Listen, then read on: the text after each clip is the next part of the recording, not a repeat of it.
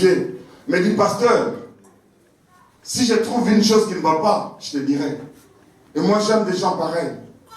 Quand tu marches avec Dieu et que tu trouves qu'il y a une chose qui ne marche pas, accepte que tout le monde, même toute l'église, même tout le monde soit contre toi.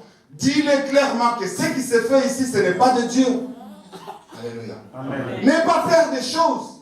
Sois seul avec contre 450 et 400 d'Astarté. Élie, il était seul. Mais comme il était avec Dieu, il a vaincu.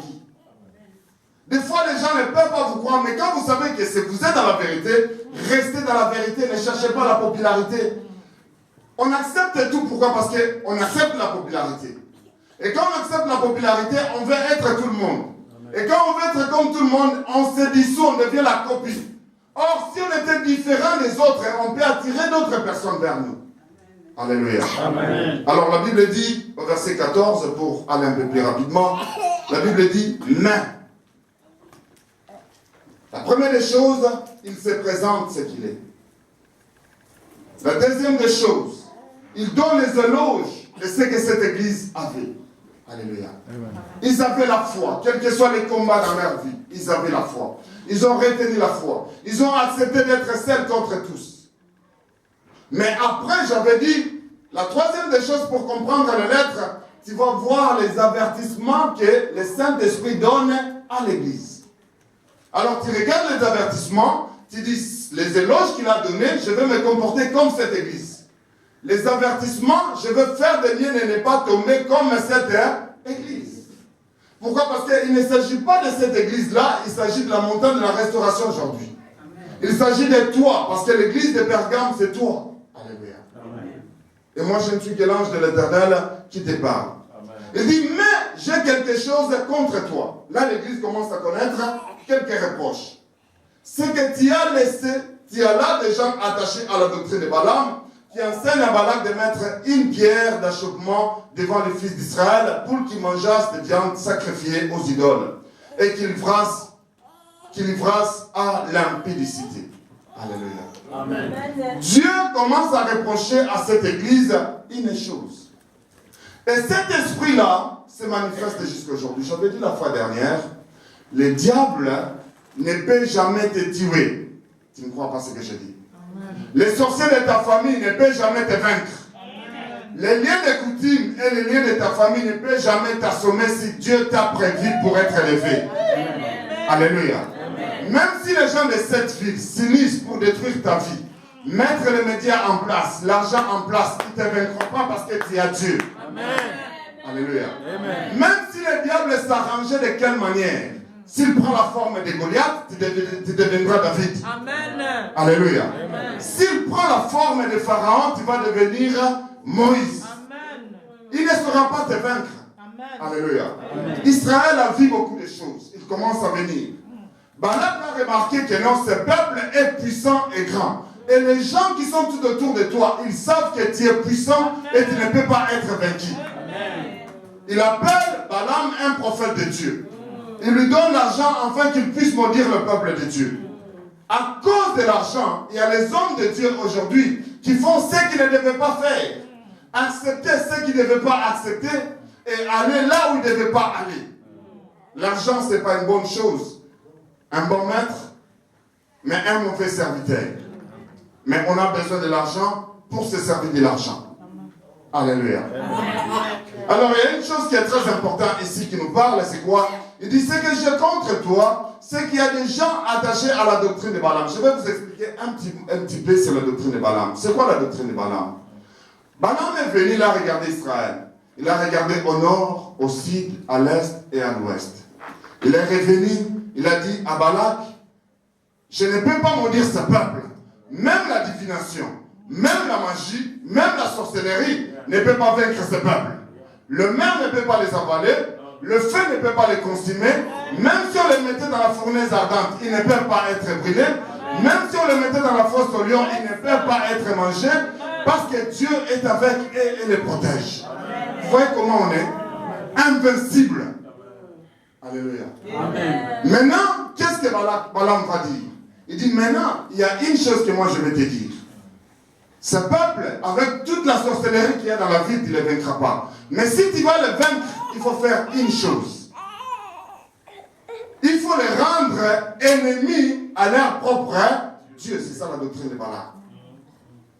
Les rendre ennemis à leur propre Dieu. C'est-à-dire que moi, quand je commence à pécher, ce n'est plus le diable qui va me battre, mais Dieu aura des problèmes avec moi.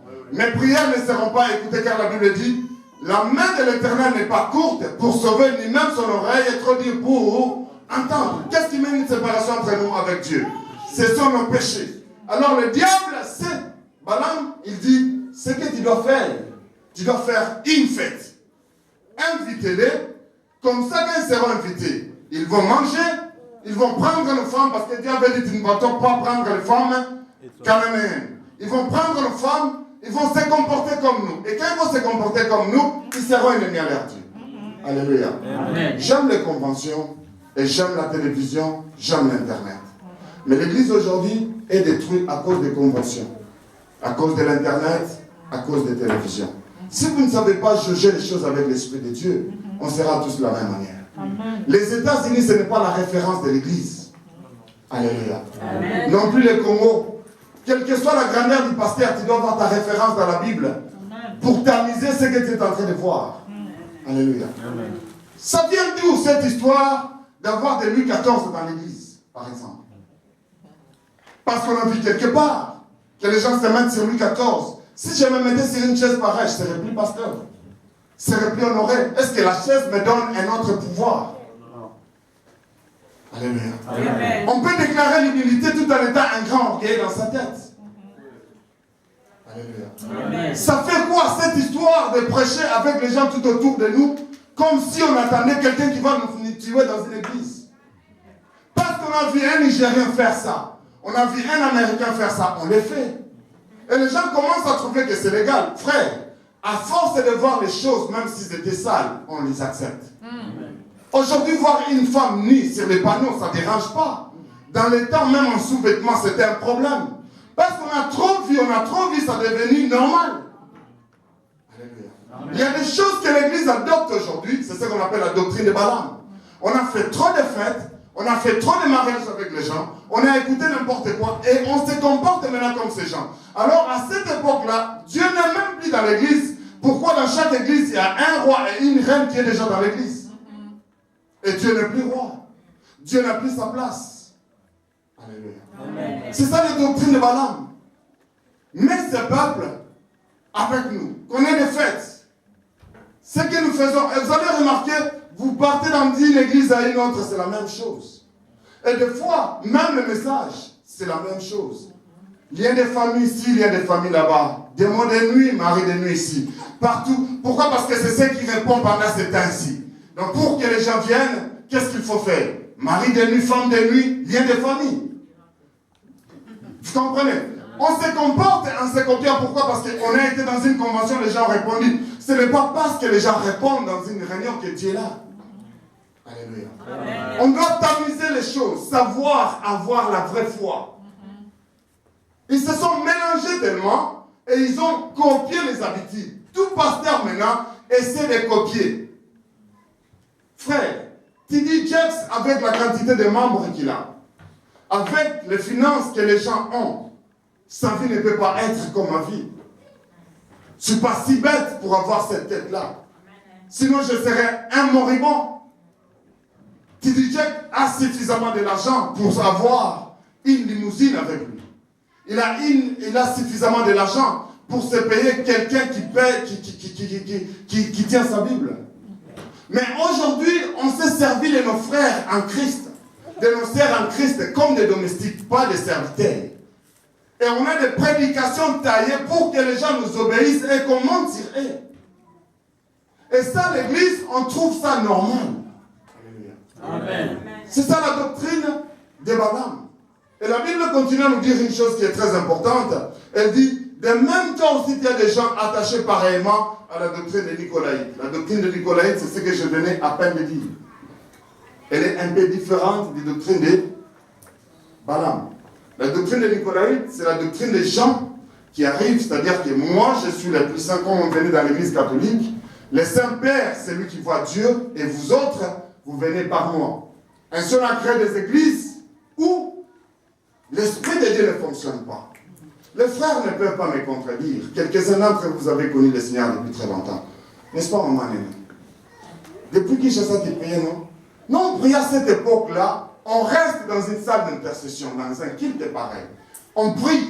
Une sœur, comme maman Christine là-bas, il dit, ainsi dit le Seigneur, frère Fofo, demain ne sort pas, parce que telle chose va arriver. Ce n'était pas le don du gourou pasteur.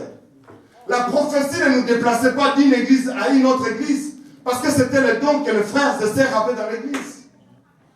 Alléluia. Amen. Aujourd'hui, tout vous est retiré. Donc, dans l'église, il n'y a pas de dons, c'est le pasteur qui a tous les dons. Il n'y a que le pasteur qui a les dons de guérison, il n'y a que le pasteur qui a les dons de prophétie, des paroles de connaissance. On se paye. Je répandrai de mon esprit sur toute chair. Vos fils et vos filles prophétiseront. Alléluia. Amen. Les dons du Saint-Esprit, c'est donné à l'église. Nous voulons voir une église où les gens vont parler en langue, vont prophétiser, vont donner des paroles de connaissance. Comme ça, on n'aura pas les gens qui se déplacent. J'ai un don de prophétie, j'ai un don de paroles de connaissance. Et des fois, je suis seulement invité à cause de ça. Et quand j'arrive devant, on te dit, pasteur, tu dois prophétiser. Je dis, mais c'est pas moi qui les cherche. Amen. Ça vient quand Dieu me dit de le dire. Alléluia. Amen. Est-ce que j'ai encore l'église? Amen. Comprenez que cette doctrine de Nicolaïte, c'est quand on devient le vainqueur du peuple. Donc moi, j'ai tout et vous, vous n'avez rien. Et vous venez dès par ma chaise, vous savez ma classe. Et les prêtres catholiques et les pasteurs d'aujourd'hui n'ont pas une grande différence. Les prêtres catholiques ont sa soutane. Mais aujourd'hui, nous, si tu viens dans l'église, même par ma chaise, tu sauras que je suis le pasteur de l'église. Est-ce que vous comprenez ce que je dis? Amen. Mais la Bible nous dit au verset 16, pour en finir, la Bible dit, répands-toi donc. Sinon, je ferai quoi? Je viendrai à toi bientôt et je te combattrai avec l'épée de ma bouche. Que celui qui a des oreilles entende ce que l'Esprit dit aux églises. À celui qui vaincra, je donnerai de la manne cachée. Nous savons que la manne, c'est la parole de Dieu. Mais cette parole cachée, révélée, ça se prêche plus. Alléluia. Amen. On nous prêche des expériences. Alléluia. Aujourd'hui, la parole révélée, tu dois marcher 4, 5, 6 églises pour arriver quelque part. On prêche une parole révélée. Sauf qu'on nous prêche des expériences.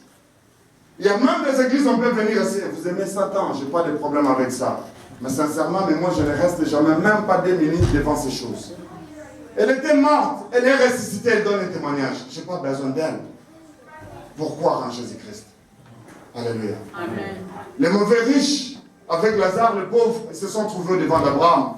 Les riches ont dit, Père, envoie lui qui était déjà mort. Parce que vous avez beaucoup de succès de gens morts réveillés. Hein? Mais la Bible dit, Abraham avait dit aux mauvais riches, même si on renvoyait les gens d'ici, ils ne croiront pas. Ils doivent croire les gens qui sont là-bas. Je n'ai pas besoin d'avoir quelqu'un qui est mort ressuscité pour croire en Dieu. Alléluia. Amen. Pour prier pour la nourriture, ou prier avant de dormir, je n'ai pas besoin d'avoir un sorcier. Et on invite un culte comme ça, et on reste. Quand j'étais sorcier, on sortait, on mangeait les gens, on a traversé même l'avenue là, on a pissé dans la nourriture. Frère, il faut commencer à prier pour la nourriture qui dort, on pisse là-dedans. Vous allez voir, quelqu'un se donne dans ça. Non, la foi vient de ce qu'on entend. Et ce qu'on entend, ce n'est pas le témoignage des sorciers, c'est la parole de Dieu. Amen. Alléluia. Amen. Mais on a tellement la foi dans les sorciers que même en Dieu. Et je vais vous dire sincèrement, on a foi même dans les anges, dans les démons que dans les anges. Alléluia. Amen. Et il y a un enseignement complètement qui fait faire partir l'enseignement des anges dans l'église. Tout ce qui parle ange, il est magicien. Les démons, ce sont les anges déchus. Ils ont désobéi. Si on va se mettre, si on dit, on va prier. Si on dit, on va adorer le Seigneur, tu vas voir l'attitude de tout le monde. Oh Seigneur, t'es merveilleux, t'es glorieux, t'es puissant. Mais si on dit, on va chasser les démons, au nom de Jésus, au nom de Jésus. On a tellement conscience des démons, et même quand on prie Dieu, c'est comme si on ne les prie pas. Pourquoi ne pas élever ta voix, adorer le Seigneur à haute voix, les glorifier à haute voix? Vous avez des églises, je regarde des fois à l'internet parce qu'aujourd'hui tout se passe live. Vous voyez, les gens, c'est comme la guerre. Qui dit ça monte? Boum, boum, boum, boum, boum. Les gens sont en train de suer, ce n'est pas mauvais. Je crois qu'on peut chasser les démons. Je crois qu'il y a des malédictions des familles et tout ces liens-là. Et Dieu nous a donné le pouvoir de vaincre ces choses. Alléluia. Amen. Mais prenez conscience que toutes ces choses-là, vous avez la victoire au-dessus de là. Pourquoi? Parce que vous avez Jésus-Christ, votre Dieu. Amen. Alléluia. Amen. Celui qui vaincra, je lui donnerai la main cachée. Amen. Je lui donnerai un caillou blanc. Amen. Et sur ce caillou-là, il aura quelque chose qui sera écrit, que personne ne connaît, que seulement lui. Alléluia. Ça, c'est le témoignage. À cette époque-là, il y avait des litres. Et celui qui gagnait, on lui donnait un caillou blanc. Et sur ce caillou blanc, on écrivait le nom de toutes les personnes qu'il avait combattu avec. C'est-à-dire que tu auras un caillou blanc qui ne sera pas visible. Mais moi-même, je sais que quand il me regarde moi désiré, j'ai vaincu la stérilité. Amen. Quand il me regarde moi désiré, j'ai vaincu la mort. Amen. J'ai vaincu la maladie. Amen. J'ai vaincu la sorcellerie. Amen. J'ai vaincu le combat de la vie. Amen. Et si je suis où je suis, parce que Dieu s'est montré favorable dans ma vie. Est-ce que j'ai béni la vie de quelqu'un aujourd'hui? Est-ce qu'on peut se mettre debout dans sa présence, réaliser sa grâce et sa miséricorde sur notre vie? Alléluia. J'aimerais qu'on réalise la présence de Dieu. Nous sommes l'église de Dieu et nous avons la grâce de Dieu. Ce matin, le Seigneur met quelque chose dans mon cœur pour toi. Je ne crois pas que tu perdras. Tu vaincras et tu auras la victoire. Reste dans la présence de Dieu, réalise seulement la présence de Dieu.